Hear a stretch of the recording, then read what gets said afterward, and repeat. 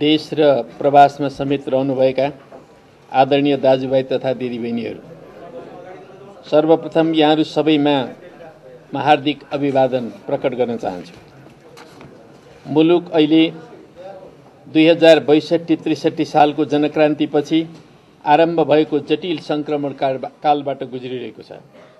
हामी राजनीतिक पार्टीहरूले जनता सामु यथाशीघ्र शान्ति प्रक्रियालाई वाञ्छित निष्कर्षमा पुर्याउने तथा अग्रगमन र लोकतन्त्रको आधारमा नयाँ संविधान जारी गर्ने पटक पटक वाचा गरेका थियौं। तर बितेका करिब 5 वर्षमा पनि ती वाचा र अभिभारहरू पूरा हुन सकेका छैनन्। संविधान सभाबाट नयाँ संविधान निर्माण गर्ने उद्देश्यका साथ जारी गरिएको नेपालको अन्तरिम संविधान 2063 ले तोकेको 2 वर्षको समय र पछि थप गरिएको 1 वर्षमा समेत संविधान जारी गर्न नसकिएको तथ्य सबैका सामु छर्लङ्गै छ। यसरी हामी राजनीतिक पार्टी र तिनका नेताहरूले नेपाली जनताको शान्ति र परिवर्तनको आकांक्षालाई जस्ताको तस्तै व्यवहारमा अनुवादन गर्न नसकेको कुरा एउटा कटु यथार्थ बनेको छ।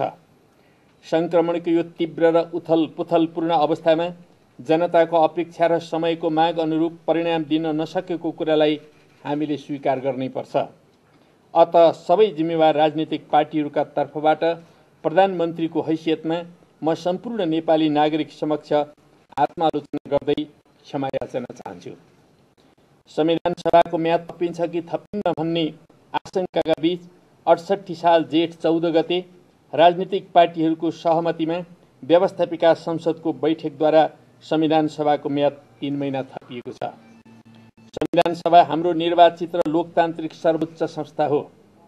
यो संस्था संक्रमणकालीन राजनीतिक प्रक्रियाको यस अवस्थामा राष्ट्रिय एकताको लागि समेत असाधारण रूपले महत्त्वपूर्ण रहेको छ।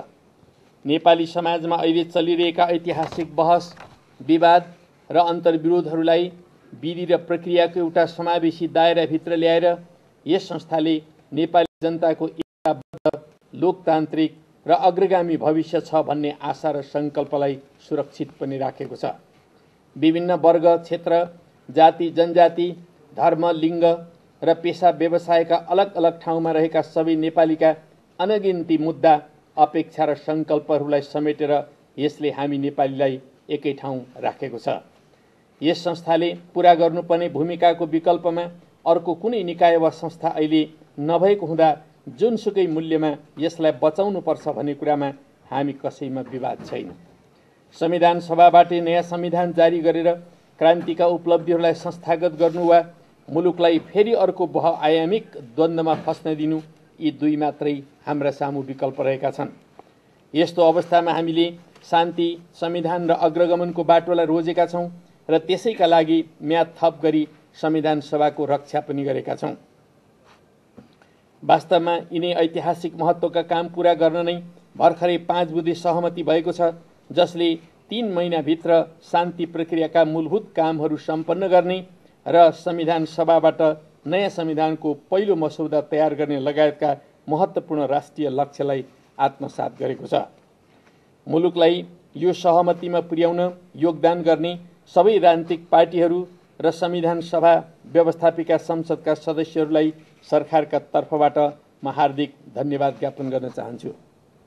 शान्ति प्रक्रियालाई अगाडि बढाएर संविधान निर्माणको कामलाई सहज बनाउने र त्यसरी मुलुकको संक्रमणकालीन अवस्थाको सुरक्षित अवतरण गराउने घोषित उद्देश्यका साथ यो सरकारको गठन भएको तथ्य यहाँहरूमा विदितै छ। तर गठन भएकै दिनदेखि यसले अस्वाभाविक विरोध खेप्नु पर्यो। त्यस्तै विरोधका कारण सरकारले पूर्णता पाउन समेत अनपेक्षित बढी समय लागेको कुरा यहाँहरूलाई विदितै छ। उता शान्ति प्रक्रियाको एउटा मुख्य पक्ष एकीकृत नेकपा माओवादीले शान्ति र संविधानको पक्षमा राजनीतिक निर्णय गर्न आन्तरिक विमर्शमा व्यस्त रहँदै निकै समय लगाएको कुरा पनि हामीलाई थाहै छ। जब त्यस पार्टीले शान्ति र संविधानको पक्षमा स्पष्ट राजनीतिक निर्णय गर्यो, त्यस लगत्तै नेपाली कांग्रेसले देशव्यापी राजनीतिक प्रचार अभियान थाल्यो। उपरोक्त घटनाक्रमले गर्दा विशेष समितिको बैठक र दलहरूका बीच छलफल रोकिन पुग्यो र शान्ति प्रक्रिया क्रमशः ढिलाइ हुन पुग्यो। यस्तो प्रतिकूल परिस्थितिमा पनि शान्ति प्रक्रियामा फेरि पनि केही उल्लेख्य कामहरू हुन पुगेका छन्। खास गरी एकीकृत नेकपा माओवादीले शान्ति र संविधानको पक्षमा जुन संस्थागत राजनीतिक निर्णय गरेको छ त्यसले समग्र राजनीतिक प्रक्रियाका लागि राजनीतिक रूपमा एउटा कोसे ढुङ्गाको काम गर्नेछ भन्ने मलाई लागेको छ। यसबीचमा माओवादी सेनाका हतियार र लडाकुहरूको रेखदेख, नियन्त्रण र निर्देशनका लागि आवश्यक जनशक्ति पठाउने निर्णय कार्यान्वयन गरिसकिएको छ। माओवादी सेनाका लडाकुहरूको अनुगमन गर्न विशेष समिति मातहत सचिवालयमा 24 घण्टा काम गर्ने गरी सिचुएसन सेन्टरको स्थापना भई कार्य समेत सुरु भइसकेको छ, जुन शान्ति प्रक्रियाका लागि अत्यन्त महत्त्वपूर्ण कार्य हो। यस निर्णयपछि माओवादी सेनाका लडाकुहरू व्यावहारिक रूपमै विशेष समितिको मातहत आएका छन्। साथै संयोजनको ढाँचा, सङ्ख्या, मापदण्ड तथा पुनर्स्थापनको प्याकेजमा समेत अनौपचारिक तर महत्त्वपूर्ण समझदारीहरू हामी बीचमा विकसित भएका छन्। उता संविधान निर्माणको क्षेत्रमा पनि मूलभूत विषयहरूमा राजनीतिक सहमति कायम भएको छ। गृह कार्य भएका यी मामिलाहरूमा औपचारिक रूपले टुङ्ग्याउन सक्ने हो भने हामीले अहिलेसम्म गरेका कामहरूको निकै ठुलो उपलब्धि प्राप्त भएको छ भनेर मान्न सकिन्छ। एकीकृत नेकपा माओवादी आफूलाई लखेटिँदैछ भन्ने बहानामा नभाग्ने र अरूले पनि माओवादी भाग्न खोज्दैछ भन्ने बहानामा नलखेट्ने हो भने आउँदा केही हप्ताभित्रै हामीले शान्ति प्रक्रिया र संविधान निर्माणमा आशातीत सफलता प्राप्त गर्न सक्ने आधारहरू हामीले तयार गरिसकेका छौँ। 62-63 को क्रान्ति राजनीतिक पार्टीहरूको संयुक्त नेतृत्वमा भएको हुँदा त्यसका उपलब्धिहरूको रक्षा र विकास गर्न समेत परिवर्तनका पक्षधर सबै राजनीतिक पार्टीहरूको बीचमा सहकार्य र एकता हुनु अत्यावश्यक छ। यसरी मात्रै क्रान्तिका उपलब्धिहरूलाई संस्थागत गर्न सम्भव हुन्छ भन्ने तार्किक र ऐतिहासिक निष्कर्षका आधारमा मेरो नेतृत्वमा नेकपा एमाले राष्ट्रिय सहमतिको बाटो अख्तियार गरेको थियो। हामी कैयन पटक आफ्नो लक्ष्यमा असफल हुन सकौँला, तर एकताबद्ध भएर मात्रै इतिहासले सुम्पेको जिम्मेवारी वहन गर्न सकिन्छ भन्ने तथ्यलाई ध्यानमा दिएर नै मैले राष्ट्रिय सहमतिका लागि जस्तोसुकै त्याग गर्न पनि तयार रहेको कुरामा सधैँ जोड दिएको थिएँ। त्यस अर्थमा राष्ट्रिय सहमतिको संयुक्त सरकार बनाउन जेठ 14 गते भएको सहमति मेरा लागि अत्यन्त खुसीको कुरा हो। त्यसैले राष्ट्रिय सहमतिको आधारमा संयुक्त सरकारको प्रस्ताव तयार पार्न म स्वयं प्रधानमन्त्री र नेकपा एमालेको अध्यक्षका हैसियतले पहल गर्नेछु र यस काममा अन्य सबै जिम्मेवार राजनीतिक पार्टीहरू, खास गरी प्रमुख प्रतिपक्ष नेपाली कांग्रेस समेतको रचनात्मक भूमिका लागि हार्दिक अपिल गर्दछु। एकातिर राष्ट्रिय संयुक्त सरकार गठन गर्ने राजनीतिक सहमति भइसकेको र अर्कोतिर मुलुकलाई लामो समयसम्म सरकार विहीनताको अवस्थामा राख्दा मुलुकको दैनिक प्रशासन, आर्थिक गतिविधि र सुरक्षा व्यवस्थामा समेत दीर्घकालीन र गम्भीर नकारात्मक असर पर्ने हुँदा नयाँ सरकारको गठनका लागि ढिलो गर्नु हुँदैन भन्ने कुरा स्वतः स्पष्ट छ। त्यसका लागि गत 14 गते सम्पन्न भएको 5 बुँदे सहमतिको कार्यान्वयन गर्नै पर्छ। उक्त सहमतिलाई आफ्नो हिसाबले व्याख्या गर्नुभन्दा 3 महिनाभित्र शान्ति र संविधानका लागि गर्नुपर्ने काम र राष्ट्रिय संयुक्त सरकारको आधारका बारेमा ठोस सहमति निर्माण गर्ने गरी कार्यान्वयन गरिनु पर्दछ।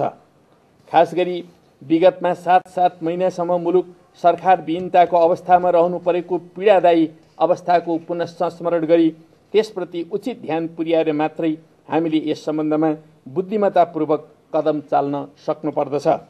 किनभने यस्तै अवस्थामा अस्थिरताका शक्तिहरूले कसरी टाउको उठाउँछन् भन्ने कुरा हामीले बेहोरिसकेका छौँ।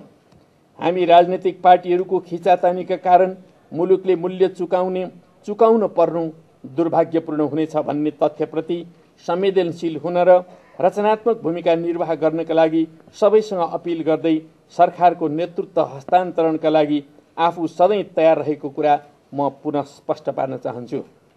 हाम्रो यो सुन्दरतम मुलुक तीव्रतम आर्थिक विकास गरिरहेका विश्वका 2 ठूला मुलुकहरूको बीचमा रहेको छ।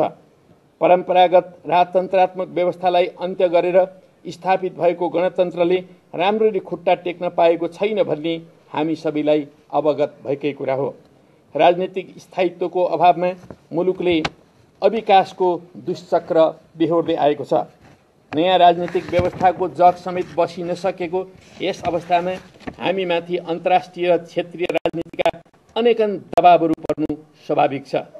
यस्तो बेलामा हामी राजनीतिक पार्टीहरूले गम्भीर सावधानी अपनाउन सकेनौँ भने मुलुकमा अनिष्ट आउन सक्छ र हामीले अकल्पनीय दुर्घटना भोग्नुपर्ने पनि हुन सक्दछ। तर अस्थिरता र अविकासको दुष्चक्रको प्रभाव हाम्रा छिमेकीहरू र अन्तर्राष्ट्रिय जगतलाई समेत महँगो पर्ने तथ्य हामीलाई भन्दा बढी उनीहरूलाई नै जानकारी छ। यस्तो अवस्थामा हामी आफै विभाजित भएर आफ्ना ससाना स्वार्थहरूका लागि अरूलाई गुहार्न थाल्यौँ भने हाम्रो राष्ट्रिय जीवन शक्ति नै कमजोर हुँदै जाने कुरा निश्चित छ। यसर्थ न्यूनतम राष्ट्रिय सहमति बाहेक हामीसँग अर्को कुनै बाटो छैन। त्यस्तो सहमतिको आधार राष्ट्रिय एकता, लोकतन्त्र र अग्रगमन नै हो। यी मूल्यहरूका आधारमा साझेदारी गरेर नै हामीले आफ्नो भूमिका पूरा गर्न सक्नेछौँ। मुलुकको सङ्क्रमणकालीन अस्थिरता र तरलताको प्रभाव अहिले राजनीतिक पार्टीहरूमा पर्न थालेको छ। राजनीतिक पार्टीहरू पनि मुलुकको समग्र राजनीति जस्तै वैचारिक, सैद्धान्तिक तथा राजनीतिक रूपले तरलताको अवस्थाबाट गुज्रिरहेका छन्। यसले गर्दा राजनीतिक पार्टीका आपसी सम्बन्धमा आधारभूत राजनीतिक मूल्य र संस्थागत चरित्रहरू कमजोर हुन पुग्न सक्छन्। एउटा पार्टीको अन्तर्विरोधका प्रभाव अर्को पार्टीमा पर्न सक्छन् र ती प्रभावहरू एक पार्टीका विरुद्ध अर्को पार्टीको बदलाको कारबाहीका रूपमा पनि देखा पर्न सक्छन्। यस्तो बेला जिम्मेवार राजनीतिक पार्टी र तिनका नेताहरू, खास गरी सत्तारूढ दलहरू र प्रमुख प्रतिपक्षले लोकतान्त्रिक मूल्य र प्रक्रियालाई अवलम्बन गर्न सकेनन् भने मुलुकको राजनीतिक भविष्य झन्झन बिग्रदै जान्छ। हामीले राष्ट्रिय सहमतिमा संयुक्त सरकारको गठन गर्ने सहमति गरिसकेका छौँ र त्यसलाई यथाशक्य छिटो कार्यान्वयन गर्ने पहल गर्न मेरा तर्फबाट कुनै कमी हुने छैन भन्ने कुरामा म सम्बद्ध सबैलाई फेरि एकपटक विश्वस्त हुन आग्रह समेत गर्न चाहन्छु। यसै सन्दर्भमा सरकारको विकल्पका लागि मुख्यतः प्रतिपक्ष जिम्मेवार हुनुपर्ने कुरालाई ध्यान दिँदै प्रमुख प्रतिपक्ष नेपाली कांग्रेसलाई पनि राष्ट्रिय संयुक्त सरकारको विकल्पका लागि गम्भीर हुन र सहमतिका लागि आवश्यक पहल कदमी गर्नका लागि म अपिल गर्दछु। अन्त्यमा मुलुक यति बेला विराट सम्भावना र गम्भीर चुनौतीहरूको बीचमा रहेको छ। सिङ्गो राष्ट्र एकताबद्ध भई हामीले निर्वाह गर्ने सकारात्मक भूमिकाले नयाँ इतिहासको रेखाचित्र कोर्न सक्नेछ। तर निरन्तर सत्ता स्वार्थ र आपसी तानातानमा अल्मलियौँ भने हामीले इतिहासको गतिशील प्रवाहको नेतृत्व गर्न सक्ने छैन। तसर्थ म सिङ्गो राष्ट्रलाई एकताबद्ध बनाउँदै ऐतिहासिक जनक्रान्तिका उपलब्धिहरूलाई संस्थागत गरेर मुलुकलाई शान्ति र संविधान दिने राष्ट्रिय कार्यभार पूरा गरेर सिङ्गो मुलुकलाई आर्थिक क्रान्तितर्फ उन्मुख पार्नको लागि म सबैलाई हार्दिक अपिल गर्न चाहन्छु।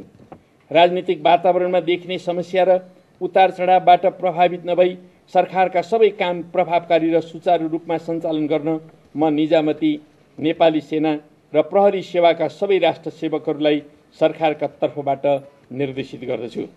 शान्ति र संविधानको पक्षमा वातावरण बनाउन तथा कानुनको परिपालना गरेर मुलुकमा शान्ति सुव्यवस्था कायम गर्न सरकारले चाल्ने हरेक कदमहरूको पक्षमा सहयोग र समर्थन गर्न म मुलुकका तमाम पेशाकर्मी, बौद्धिक क्षेत्र, किसान, मजदुर, आम संसार जगत, साहित्यकार, कलाकार लगायत आम जनसमुदायमा हार्दिक अनुरोध पनि गर्न चाहन्छु।